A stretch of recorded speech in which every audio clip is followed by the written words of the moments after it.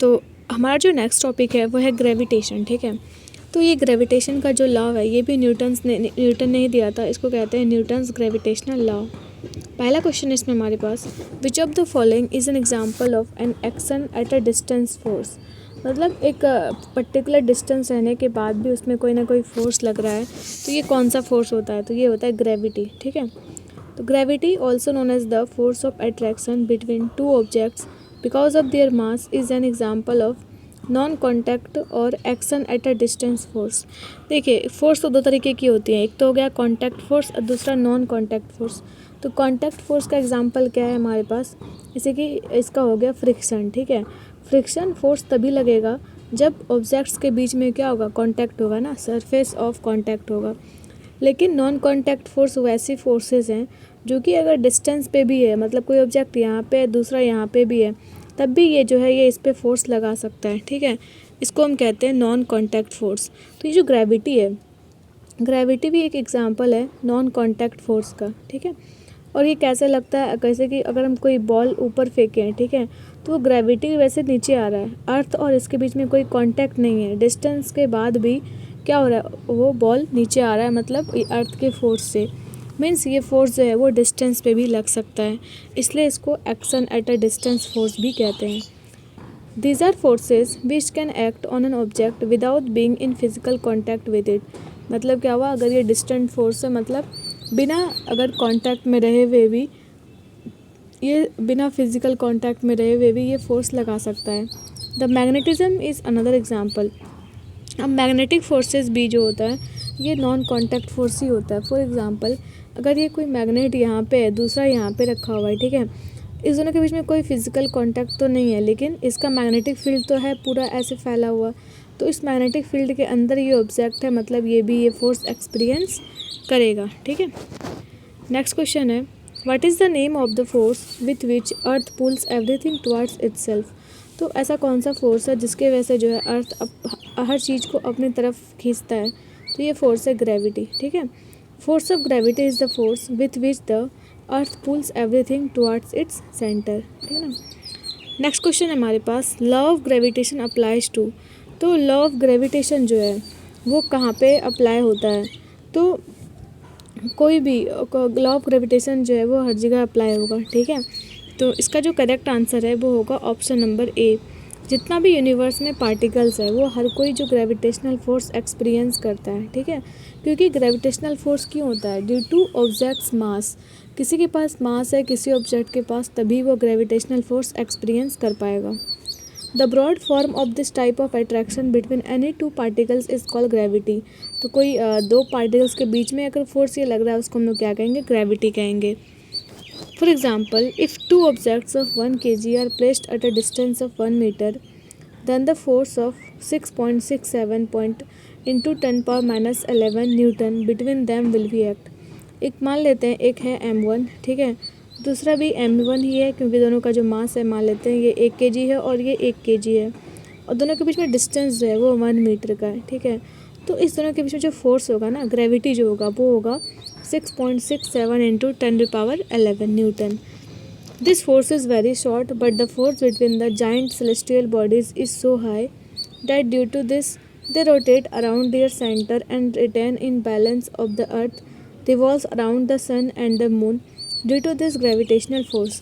अगर हम देखें एक दो छोटे ऑब्जेक्ट्स में जिसका मास कम है, ठीक है, उसके बीच में तो हमें लगेगा कि बहुत कम है इसका मैग्नीट्यूड फोर्स का, लेकिन यही फोर्स जब बड़े बड़े सेलेस्टियल बॉडीज़ के बीच में लगता है तो काफ़ी ज़्यादा वो हाई हो जाता है फोर्स का वैल्यू। और इनफैक्ट जो हमारे अर्थ जो है हमारी वो सन के अराउंड रोटेट कर पा रही है एक बैलेंस्ड पोजीशन में, इसका कहीं ना कहीं रीज़न वही है ग्रेविटेशनल फोर्स की वजह से। नेक्स्ट क्वेश्चन है, as per Newton's law of gravitation the force between two bodies is. तो जो न्यूटन्स का लॉ ऑफ ग्रेविटेशन है इसके अकॉर्डिंग ये है कि जो फोर्स होगा ना वो डायरेक्टली प्रोपोर्शनल होगा किसके, दोनों ऑब्जेक्ट्स के मास के, m1 m2 अपॉन नीचे होगा r², जहाँ पे r क्या है, डिस्टेंस है। तो ये जो फोर्स है ये डायरेक्टली प्रोपोर्शनल होगा किसके, प्रोडक्ट ऑफ देयर मास, ठीक है, और इन्वर्सली किसके प्रोपोर्शनल है, square of the distance between them. तो यहाँ पे भी इसको एक्सप्लेन किया गया है कि Newton's universal law of gravitation क्या कहता है कि every particle in the universe attracts every other particle. जितना भी ऑब्जेक्ट है हमारे यूनिवर्स में वो हर एक ऑब्जेक्ट दूसरे ऑब्जेक्ट को क्या कर रहा है, अट्रैक्ट कर रहा है, ठीक है। और उस दोनों के बीच में जो अट्रैक्शन फोर्स है, फोर्स एफ, वो किस तरीके से मास और डिस्टेंस पे डिपेंड करता है। इसका फॉर्मूला ये है, force equal to G into m1 m2 upon R square, ठीक है। जहाँ पे जी क्या है, जी है ग्रेविटेशनल कांस्टेंट, ठीक है। G is a constant called universal gravitational constant. और ये जी का जो वैल्यू है वो फिक्स्ड होता है, और क्योंकि इसका नाम में यूनिवर्सल है मतलब ये फिक्स्ड होगा।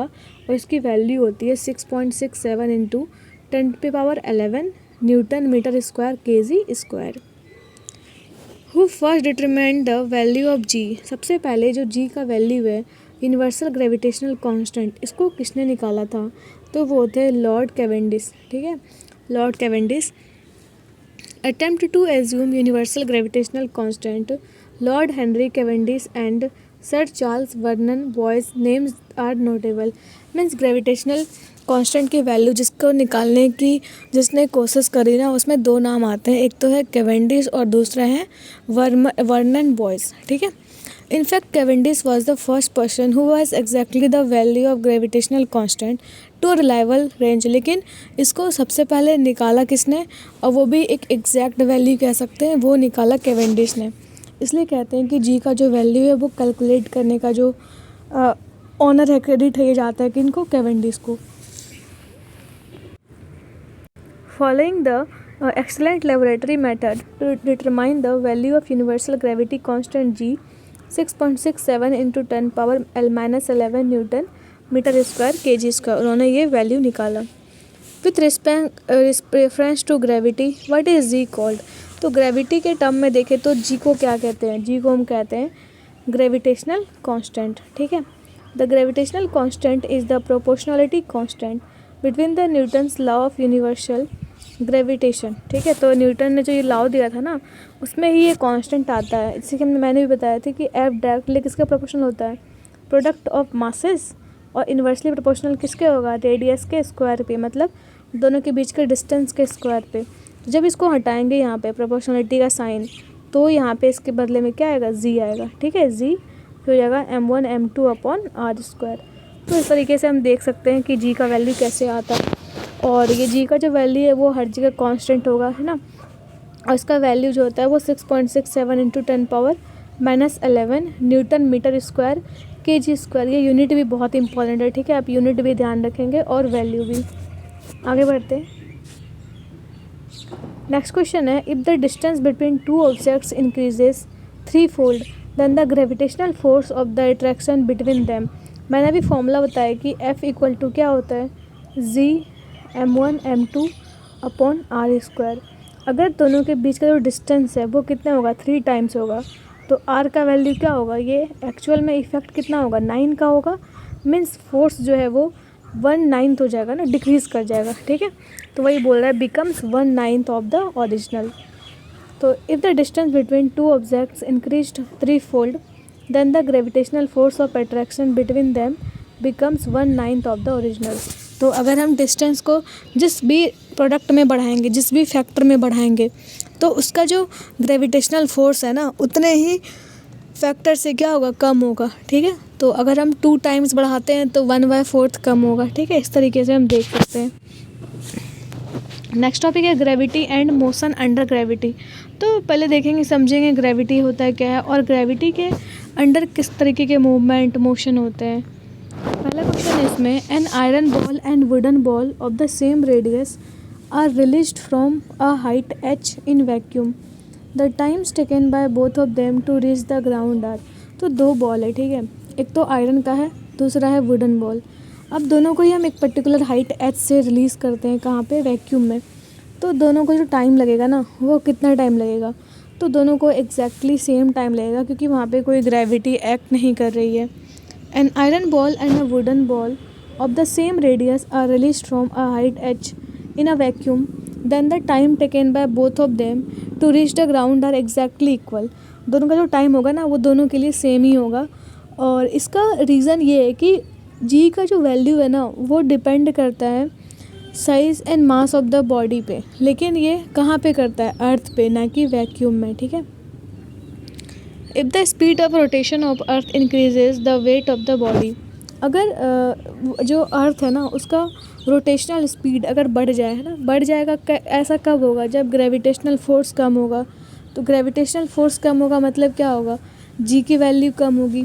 अगर जी की वैल्यू कम होगी तो हमारी बॉडी का जो वेट है वो उस पर क्या इफ़ेक्ट पड़ेगा, W इक्वल टू क्या होता है, M इंटू जी। जी की वैल्यू कम होगी तो वेट की वैल्यू भी कम होगी, ठीक है।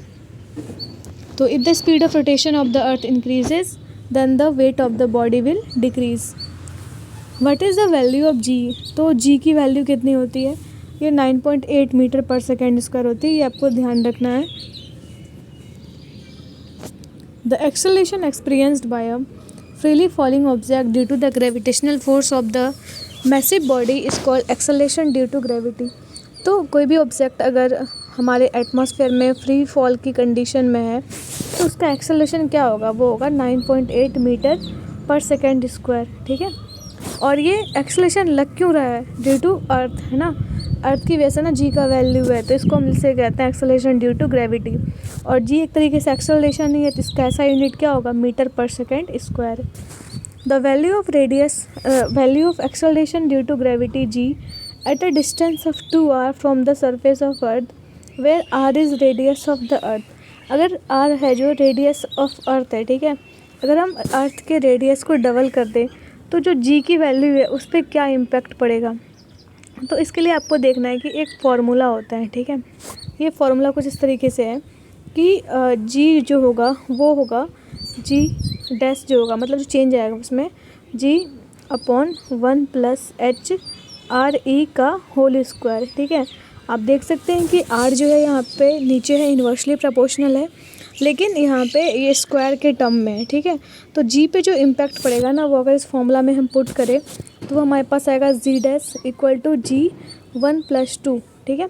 और जी डैश जो होगा वो जी अपॉन 3 का स्क्वायर, तो जी डैश होगा जी अपॉन 9। आप इसको ऊपर से भी समझ सकते हैं। फॉर एग्जांपल हम यहाँ पे क्या कर रहे हैं, जो एच है ना उसको 2r कर रहे हैं, ठीक है। तो ऊपर 2r होगा, r कट जाएगा, तो नीचे आएगा जी अपॉन 1 + 2 का होल स्क्वायर और जी अपॉन 3 का होल स्क्वायर और G dash equal to G upon 9। Why is weightlessness experienced while orbiting the earth in spaceships.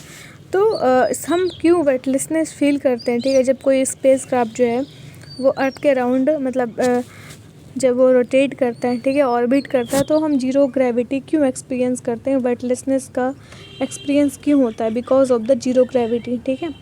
वरना क्योंकि हम एक वैसे ऑर्बिट में मूव कर रहे हैं जहाँ पे जिस तरीके के ऑर्बिट में अर्थ भी मूव कर रही है, ठीक है। तो अर्थ मूव कर रही है एक पर्टिकुलर पाथ में, इसका मतलब क्या हुआ, वहाँ पे ग्रेविटेशनल फोर्स क्या है, बैलेंस्ड है, ठीक है। तो जब स्पेस क्राफ्ट भी उस तरह से रोटेट करेगा तो उसके ऊपर भी क्या होगी, ग्रेविटी बैलेंस्ड होगी, ठीक है। तो इस वजह से वो जीरो ग्रेविटी एक्सपीरियंस करेगा। When a spacecraft is orbiting the earth in space, the centrifugal force generated by its speed balances the gravitational pull of the earth. कोई स्पेस क्राफ्ट अगर मूव कर रहा है तो इसके बाहर की तरफ क्या लग रहा है, सेंट्रीफ्यूगल फोर्स, सेंट्रीफ्यूगल, अंदर की तरफ क्या लग रहा है, सेंट्रीपिटल फोर्स, या कह सकते हैं ग्रेविटेशनल फोर्स। तो ये दोनों क्या होता है, बैलेंस होता है, तभी ये रोटेट कर पाती है, ठीक है। दो अपोजिट फोर्सेस हैं, इससे क्या होगा, दोनों एक दूसरे को कैंसिल करेगा और ये ज़ीरो हो जाएगा। इसलिए जो भी पैसेंजर स्पेस क्राफ्ट में होते हैं ना, उनको वेटलेसनेस की फीलिंग आती है। If the speed of the earth decreases and its mass remains the same then the value of acceleration due to gravity will. अगर हम अर्थ के रेडियस को कम कर दें, ठीक है, लेकिन मास सेम रहता है, तो जी के वैल्यू पे क्या इफ़ेक्ट पड़ेगा। हमें पता है कि जी की जो वैल्यू है वो स्मॉल जी की वैल्यू ये किस पे डिपेंड करती है, ये करती है मास पे डिपेंड, ठीक है।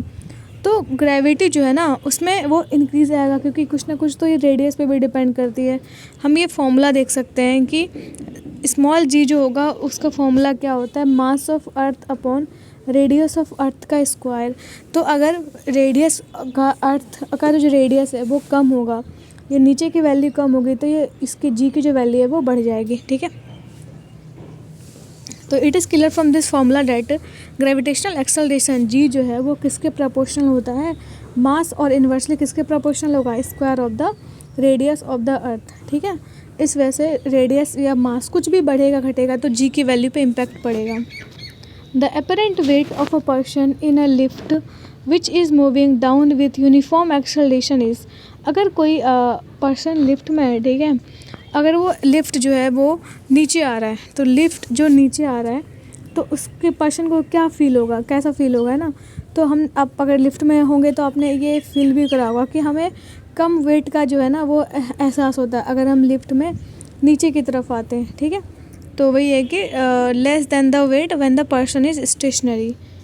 तो इसका जो करेक्ट आंसर होगा वो होगा ऑप्शन नंबर सी, ठीक है, क्योंकि हमें वेटलेसनेस का फीलिंग आता है जब हम नीचे आते हैं। Weight of any person object depend upon gravitational acceleration, किसी भी जो ऑब्जेक्ट का वेट है वो डिपेंड किस पे करता है, जी पे, जी की वैल्यू पे, क्योंकि मास तो हर जगह, मास को तो कांस्टेंट ही रहना है। तो value of G becomes minimum and maximum at the equator and poles of the earth respectively. ये क्वेश्चन भी इम्पॉर्टेंट है कि जी की वैल्यू मैक्सिमम कहाँ पे होती है, तो जी की जो वैल्यू है ये होगी मैक्सिमम कहाँ पे, पोल्स पे, और मिनिमम कहाँ पे होगी, इक्वेटर पे। When a lift which is moving downward with uniform acceleration A then the effective gravitational acceleration will be G minus A. जब भी कोई लिफ्ट है ना ऊपर से नीचे आ रहा होता है तो उसकी भी, लिफ्ट की भी कुछ स्पीड होगी ए, और यहाँ पे नीचे किसकी वो है, जी है ना, अर्थ का लग रहा है, ठीक है। तो जो इफेक्टिव एक्सेलरेशन होगा वो होगा जी माइनस ए, ठीक है। अब हमारा वेट जो है वो क्या हो जाएगा, डब्ल्यू इंटू जी माइनस ए, ठीक है, जो कि ऑब्वियसली कम है डब्ल्यू जी से। इस वजह से हमें क्या होता है, वेटलेसनेस का फीलिंग आता है। Acceleration due to gravity on a planet decreases with, तो एक्सेलेरेशन ड्यू टू ग्रेविटी मतलब जी का जो वैल्यू है वो किस तरीके से डिपेंड करता है, किस तरीके से डिक्रीज़ करता है ना। तो इसमें जो करेक्ट होगा वो है option number D, increase in altitude from surface of the planet. तो जैसे जैसे हम एल्टीट्यूड को बढ़ाएंगे है ना प्लेनेट से, तो क्या होगा, वहाँ पे जी की जो वैल्यू है वो डिक्रीज़ करेगी। Acceleration due to gravity on a planet decreases with an increase in altitude from the planet surface. जैसे जैसे हम हाइट को बढ़ाते हैं वैसे वैसे क्या होगा, एल्टीट्यूड जो है वो भी कम होता जाएगा। जब एक ऑब्जेक्ट जो है वो ऊपर की तरफ जाता है तो ग्रेविटेशनल फोर्स जो है वो एक सर्टन हाइट तक ही वहाँ पे काम करती है, ठीक है। The object then moves away from the range of gravitational force, फिर वो स्पेस में चला जाता है, ठीक है। फॉर एग्जांपल जब हम रॉकेट वगैरह को लॉन्च करते हैं तो एक सर्टन हाइट तक ही क्या ग्रेविटेशनल फोर्स एक्ट करता है, बाकी हमें ज़्यादा उसके बाद जो है हमें ज़्यादा लाइक फ्यूल की कंजप्शन है ना जाने के बाद नहीं होती है। तो ऐसे हम समझ सकते हैं इस चीज़ को। तो इसका जो वैल्यू होता है ना जी का वो क्या होता है, G equal to capital G M E upon R E square, means G किसके प्रोपोर्शनल है, रेडियस के स्क्वायर के, ठीक है।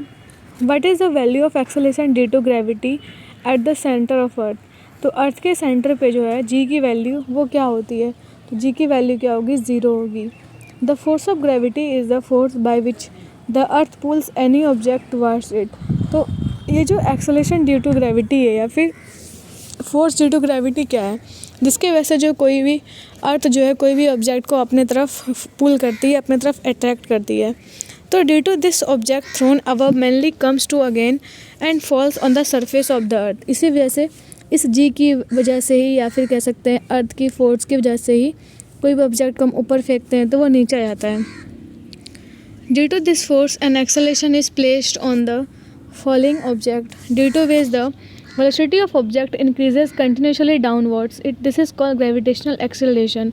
जब भी कोई ऑब्जेक्ट ऊपर से नीचे आ रहा होता है, ठीक है, तो जितना वो नज़दीक होता जाएगा ना अर्थ की सरफेस से उसका जो स्पीड है वो बढ़ता जाएगा, ठीक है। The value of G varies at different places on the earth surface. The value G का जो वैल्यू है वो सेंटर पे तो जीरो होगा, ये हमने देख लिया। लोएस्ट कहाँ होगा, इक्वेटर पे, और ये पोल्स पे क्या होगा, हाईएस्ट होगा, और सेंटर पे क्या होगा, ज़ीरो होगा। नेक्स्ट क्वेश्चन है the weight of an object is maximum. तो कोई भी ऑब्जेक्ट का वेट मैक्सिमम कहाँ पे होगा, जहाँ पे जी की वैल्यू मैक्सिमम होगी, और जी की वैल्यू मैक्सिमम कहाँ पे होती है, वो होती है पोल्स पे। तो वेट भी कहाँ पे मैक्सिमम होगा, पोल्स पे। The maximum weight of body rest on the earth's pole because the value of G is maximum at the pole, ठीक है। और मिनिमम कहाँ पे होगी, इक्वेटर पे। तो क्वेश्चन ये भी आ सकता है कि मिनिमम जो है वेट कहाँ पे होगा, तो ये होगा इक्वेटर पे, ठीक है। नेक्स्ट है the weight of a body at the centre of earth is. तो अगर किसी भी ऑब्जेक्ट को हम अर्थ के सेंटर पे ले जाते हैं तो उसका वेट क्या होगा, उसकी वेट हो जाएगी 0।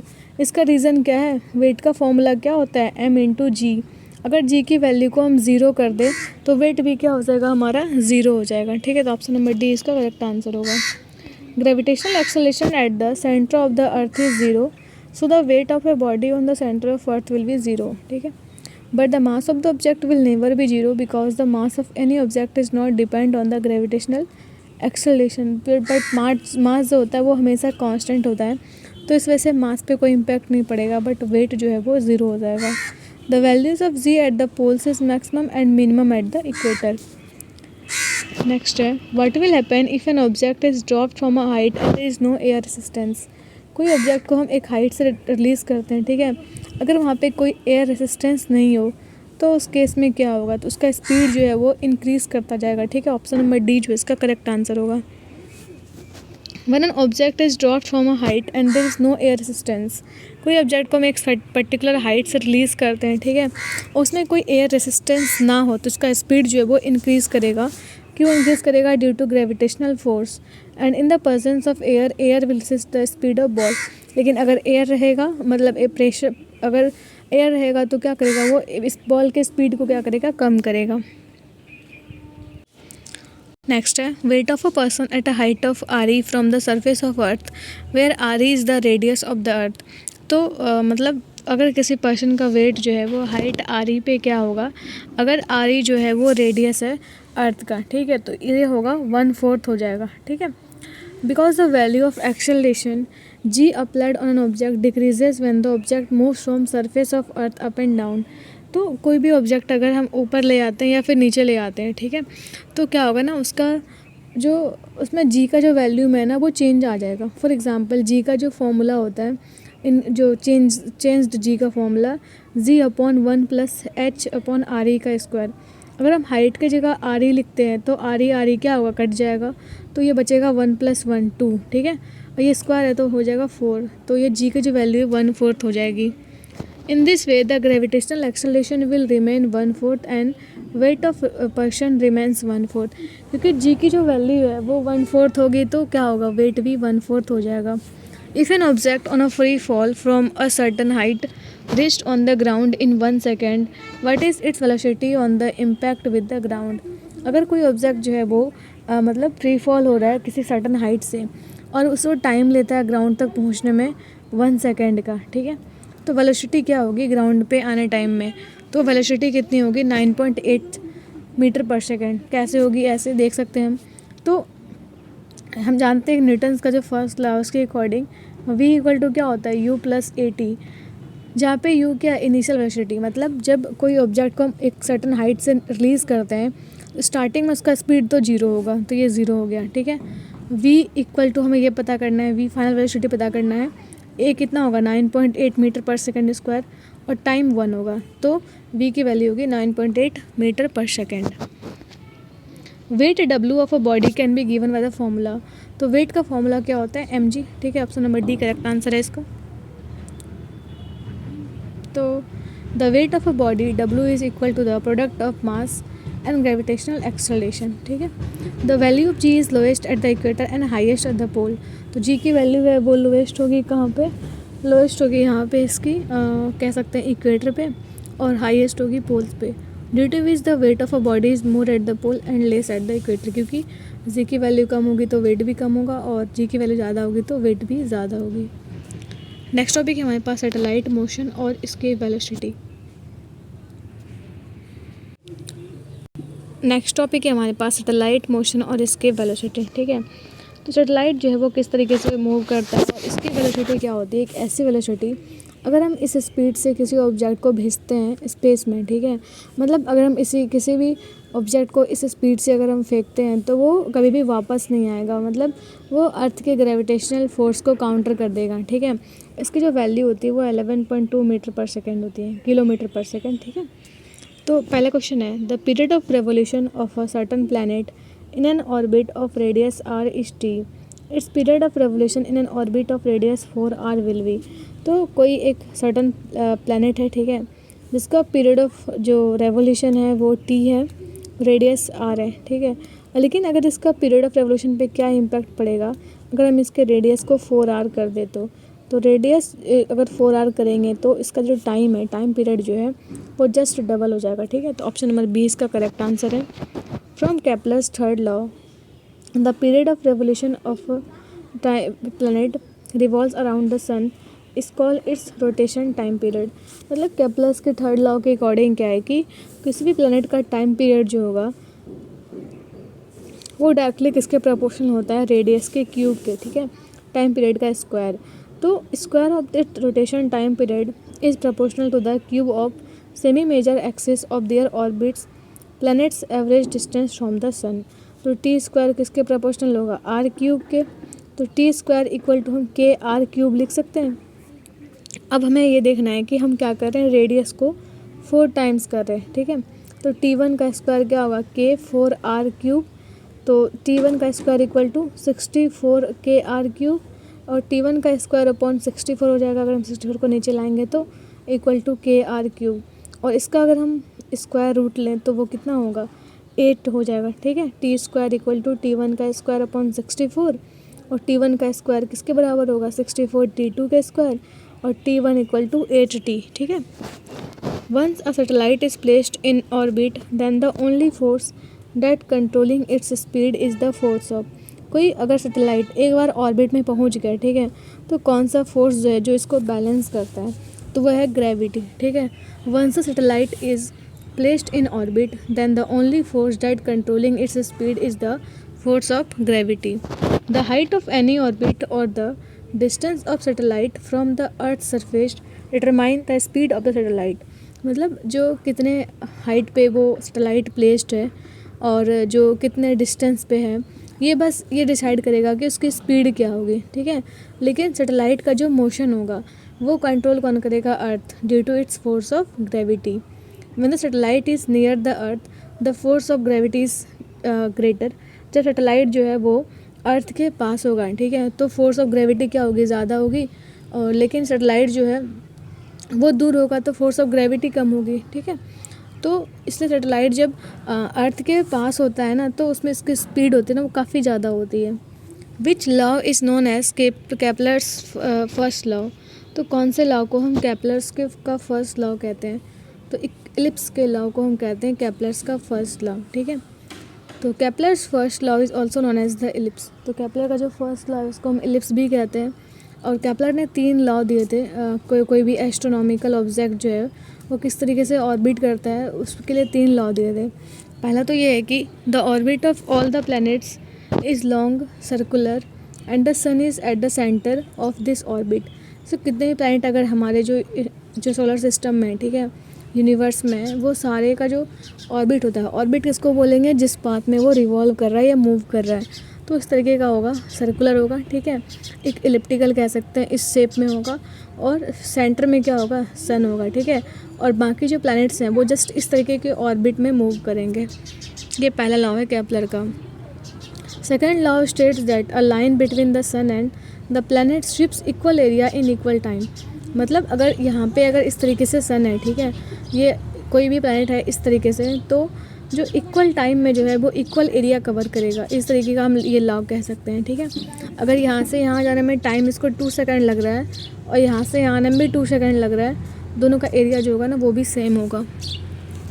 नेक्स्ट हमारे पास है थर्ड लॉ जो केपलर का है, वो क्या कहता है, the square of time period of revolution of a planet around the sun is an elliptical orbit is directly proportional to the cube of its semi major axis of orbit.